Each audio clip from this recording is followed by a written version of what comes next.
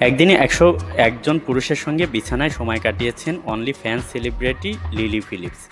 এই কাণ্ডের পর তিনি ২০২৫ সালের জানুয়ারি মাসের মধ্যে একদিনে ১,০০০ পুরুষের সঙ্গে শারীরিক সম্পর্ক স্থাপন করবেন এবং পরবর্তীতে বিশ্ব রেকর্ড গড়বেন বলে ঘোষণা দিয়েছেন তিনি। মার্কিন ম্যাগাজিন রোলিং স্টোন এর এক প্রতিবেদনে এই খবর প্রকাশ হয়েছে। ডেইলি মেইলকে দেয়া সাক্ষাৎকারে লিলি বলেছেন, একদিনে ১,০০০ জন পুরুষের সঙ্গে বিছানায় সময় কাটানোর প্রথম ব্যক্তি হতে চাই আমি। তিনি জানান, এই চ্যালেঞ্জ পূরণে তিনি বেশ আনন্দিত।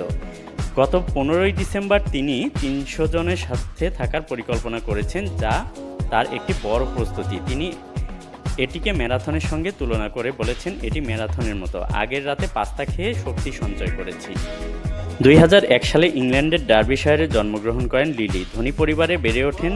শেফিল্ড বিশ্ববিদ্যালয়ে পড়াশোনার সময় তিনি অনলি ফ্যান্সে কাজ শুরু করেন। এরপর প্রাপ্তবয়স্ক বিনোদন শিল্পে কাজ করে তিনি $২৫ লাখ বেশি উপার্জন করেছেন।